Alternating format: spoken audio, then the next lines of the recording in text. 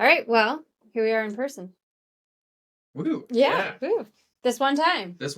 Welcome back, everyone. Here we go. Let's do this. Yeah. So quick, few words on this one time. So here at Urban Machine, we felt the need to sort of share more about our journey with the community. You always hear that term hardware is hard, but you don't really get to hear the nitty-gritty details of what's going on in the background. So what we're doing here is hoping to share some of that with the community, and in the hopes that maybe someone will hear something in there that'll help them get a little bit closer to their goals a little bit faster. Yes. Yeah, and so today we're going to try something that we haven't done before, and we're going to introduce someone from the Urban Machine team that hasn't been on the podcast yet. So what we're going to do is a little bit of real-time building in public engineering. So we're gonna set up today's episode. We're gonna talk about a problem that we've had at Urban Machine that's been kind of one of these annoying little nitpicky things that we really haven't got a great solution for. It's been kind of we'll call it a thorn in our side. So we were discussing it and decided, it's time to just clear the slate. Let's get this thing done. And let's do it in a kind of a fun, different way. So we're going to do this one in public. This first episode is going to be setting up the problem, talking about the background. And then we're going to come back in 2 weeks and talk about our solution. What do we do? And that's a hard deadline. Yeah, hard deadline. The next episode is 2 weeks from Yeah, and keep your thinking caps on. Exactly. And and you'll be along for the journey if you have thoughts or ideas or things you want to share about the problem. We'd love to hear from it. And so on the team, Gabby Zacks is going to be leading this effort. And Gabby, you've been with Urban Machine since April. Since April. Do you want to talk about your background a little bit? And I'm a mechanical engineer. I've been here since April. I worked before on medical devices, but always kind of machine design, and like to take things from very initial concept to mass producible design. So we're in the early stage of that. It's very fun. Yeah. For sure. Yeah. And so Gabby has been a key part of our small team in bringing up various systems, and it's been awesome having you on the team. It's been very fun. Yeah, especially going into pilot, because you've been here right at the time we're getting out there in the field. So what's the problem we're going to be talking about today? It's beak sensor feedback. That's going to be the scope of the problem we're talking about. Okay. So if you have been following along with the Urban Machine story, you'll know that we're building a robot to reclaim lumber at scale. And part of our system is a robot end-of-arm tool that we call Big Bird. It has sort of a sharp beak on it. Yeah, maybe Dre, share the photos, be good time for it. It goes like this. Yes, and it goes like that. Yeah, exactly. Yeah. And we can elaborate a little bit on this, but for a variety of reasons, we want to know the position, the sort of like how open or how closed that beak is. And this has been something that Alex, one of the co-founders and leading the software efforts, has been really begging, I guess is the right word for he's been making a good case for it. He's been making a good case for it. So there's a variety of reasons why you want to know where the how open or closed the beak is. The beak is actuated with a pneumatic cylinder, so generally pneumatic cylinder setup, it's basically on or off. It's either open all the way or closed all the way, and you don't generally get feedback on how open or closed it is. It just pushes until it reaches some limit based on the force. You've told it to open or you've told it to close. You can't tell it open halfway or close halfway. Yeah. So it's force. It's a force applied actuator, not a position controlled actuator. So we're interested in the position of the beak because, for example, when we go to pick a nail out of a piece of lumber, how open or closed the beak is can tell us whether there's a nail in the jaw or not. And we really care about that because we want to know if a pick was successful or not, right? Like, were we able to actually grab onto that nail and pull it out of the lumber? Or should we go back and give it another attempt? Should we change the position of the beak slightly to give that another shot? Yeah, so Cursor's not coming back to me. there we go. So we got a photo of, so here's the end of the beak. Here's a photo, and you can see our first shot at our position sensor there. So the position sensor is right in the middle of the frame. You're over here. And now I'm trying to bring my cursor back over to. Oh, on the other side. Just doesn't want to find me. Oh, I got it. Okay. Yay. There you go. Let's see. Let's come back to that other image. Yeah, that's perfect. Okay, so that's what opens. That's the beak in open position. That's the beak in open position. When it closes down, how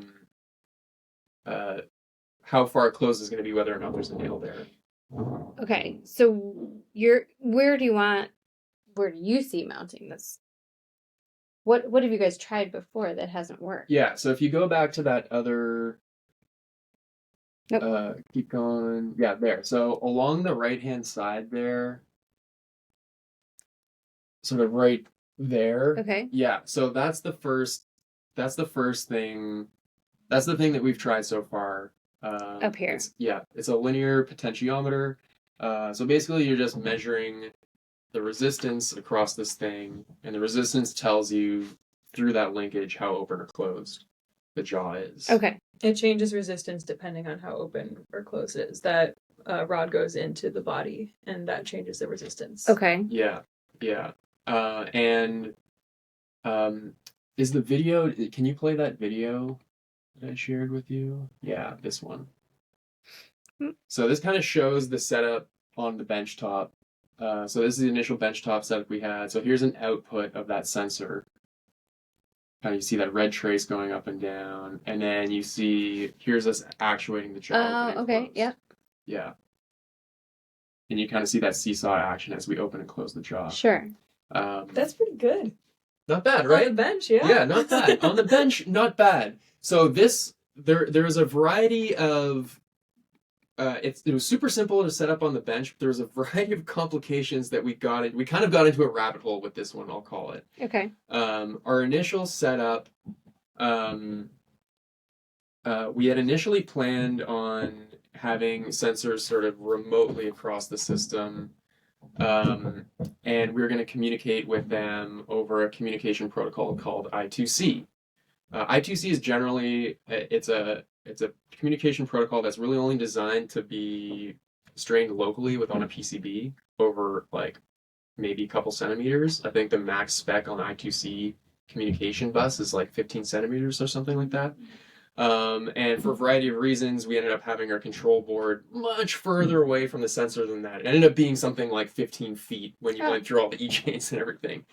So we had to, we came up with sort of an intermediate solution for this, which was these little I2C signal boosting boards that in one of the photos you were sharing is just one of these little red boards. Quick bus. The quick bus. And spelled with 2 I's and 1 C. Yeah, very, very easy to Google.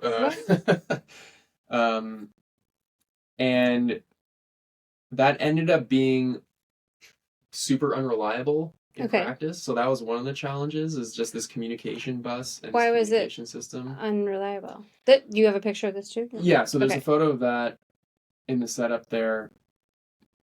I was talking to Tyler about this yesterday. He said a lot of the problems, software-wise, were that I2C libraries are meant to be on a board that's really close together. So it's not expecting any kind of signal drops like we would have over our 15 range. Yeah, exactly. And there was other challenges that when you have an interruption or a timeout on an I2C bus, reinitializing that is not trivial. Like catching that and reinitializing that can be non-trivial.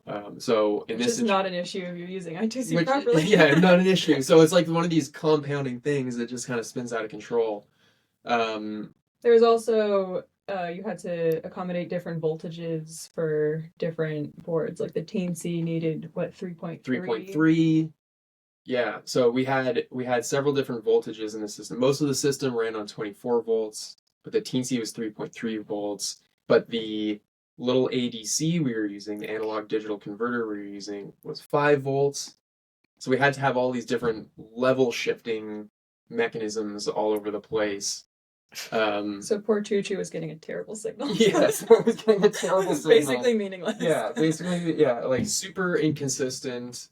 Um, Speaking yeah. of inconsistent, what is that? There's a lot of me. Um, Keep talking. yeah, I'll figure it out. yeah. So that was like on the communication side. Um, the other challenge that we had was mechanical damage. The sensor. Oh yeah, you can see it right there. Yeah, yeah. You want to talk us through this one? It's mounted right next to the beak, and it's, I don't know, is it meant to be an industrial potentiometer or no? It is. So it's from it's from an industrial supplier, Mm-hmm. but I don't know how field deployable it is because it just has those little the connection points for the wiring is designed to be soldered on there. Yeah, it's basically not nail proof, which is a problem because the beak is right next to all these nails, and it's fine if there's one nail sticking up right there, your beak goes for it and picks it up, That's it, everything's yeah. fine. But if your nail is really low and it has to go lower, and maybe there are other nails sticking up, they were getting beat up like from day one. Okay. So would it knock the camera off, or would it knock the like? What do you mean beat up? Like All what? sorts of damage, like the Okay. actual physical sensor itself was getting damaged. Okay. The wiring was getting understand. undone. Aiden was out there a lot trying to fix it, and at some point we're like, you know what, we just need to redo this because where it is and what it is, and how we have it all set up, it's just not surviving. And if it's not surviving one day being run by engineers, then it's definitely not going to survive at all. Right. In In the the field. real world. Right.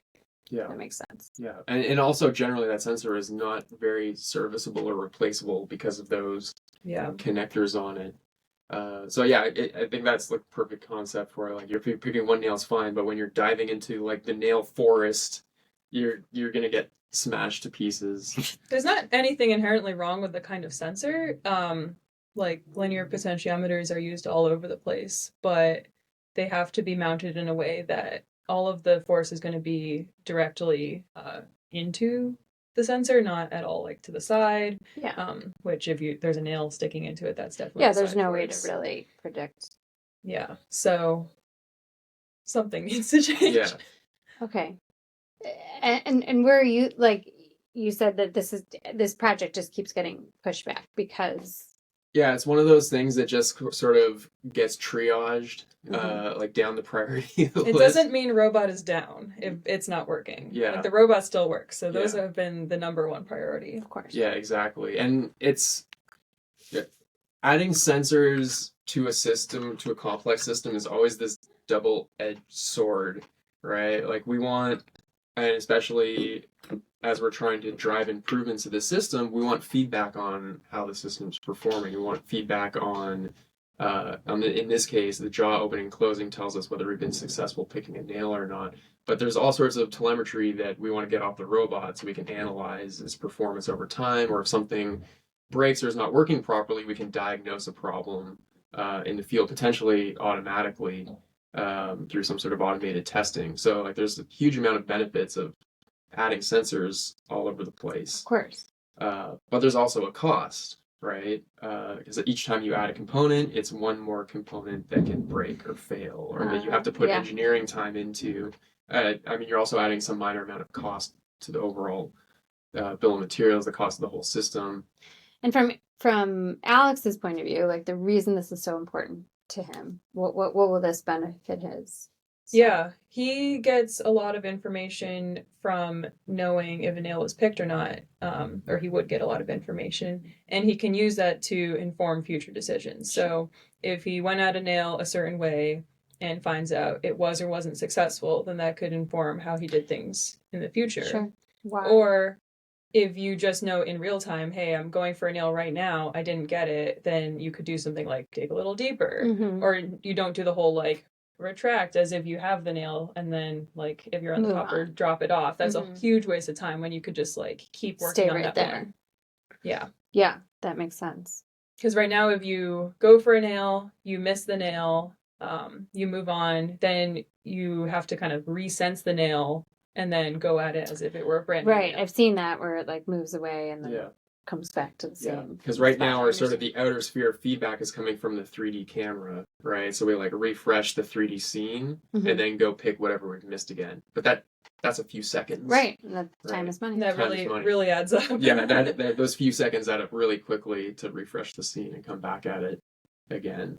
So this could bring that few seconds down to almost instantly. We'd know basically in real time where the beak is and know to like regrasp immediately, try a different pose. Yeah, in a different way. Because Alex is learning every day from all the sensors we have, just like different ways nails can be, different ways you can get them, and the more information he has there, the more options we have for successfully getting the nail. For sure. That makes a lot of sense. And then where are you at in the process? Like you've tried a few things. At this point, well, I just started on this project. It was kind of languishing in the background for a while. Like, Aiden was doing some life support on the existing sensors, but it kind of went to the back burner. When we deployed to All Bay, we just kind of said, if they break, they break, and we'll take care of it later, because there's a big cost to working on something that is broken in the field versus spending your time engineering something new, especially if you could just make the existing thing better rather than trying to forever work on it. So yeah, it's been on my to-do list for a while, and now Andrew's giving you 2 now weeks. I have 2 weeks Yeah, to that's right. figure Well, out it's how to kind of actually like make it cleaning work. out your closet, right? Like you keep putting it off, you keep putting it off, and it's like, but it has to get done. Yeah. So this is exciting to actually finally work on it, be focused on it, and today we're trying to figure out what went wrong and what are our needs for the next system without necessarily having a solution in mind. Basically, setting your requirements with an open mind to how you could meet those requirements. And I think we've talked about this on so many episodes, like having an open mind, not just seeing the way you think it should be, but, being open to what may come. Yeah. Because I'm sure we all have something in mind of, oh, you could just do this, but that's not necessarily, just because it was your first thought doesn't mean it's the best way. Right. Right. And it's an easy trap to fall in, especially, in a startup environment, you're always trying to reach some goal as quickly and efficiently as possible. So there's always this compulsion to action when really just taking a pause and a breath at the beginning and just taking a little bit of breath at the beginning and looking horizontally before diving in. And it's something, I fall into this trap many, many times of just like instant jump to a solution. But because it feels like the action is what's getting things done. But a little bit of planning up front saves it just a huge amount of effort. I think this is the failure of an initial sensor system is a good example of Right. that. It's probably more than 2 weeks worth of effort. Yeah. Okay, so the grammarian in me is pulling it to, Cordal or Wordle, where you just, you have to sometimes walk away from it. If you just keep staring at it for too long, all you can see is what is in your brain right then. And, you gotta take a walk around the block and come back at it. But the 2 weeks is also good because sometimes you get in a loop of trying to make it perfect forever. Sure. And nothing's ever going to be perfect. Yeah. Or if it is perfect, then you spend too much time on it. So it's a good point. It's bounded. Yeah. Yeah. Time box is important as well. Okay. I like it. So we'll reconvene in 2 weeks. I won't be here, but I'll virtually reconvene with you to see where you are in the process. We kind of have an ask for the audience. Yeah, absolutely. Yeah, so you can follow along this journey if you want to participate or throw ideas our way. Collective, yeah. Or if you happen to be a vendor who just has the perfect solution for us, it's even better. Offer something up. We're all ears. Yeah. We'd love to hear. Yeah. Absolutely. I love it. All right. Well, As always, I've learned a little something more about what we're doing here and how you're doing it. And I'm glad you're finally on your first show. And I look forward to hearing from you in 2 weeks. Yeah. Super. If you want to know anything about us, visit our website, urbanmachine.build, and you can connect with any of us on LinkedIn to give us your solutions.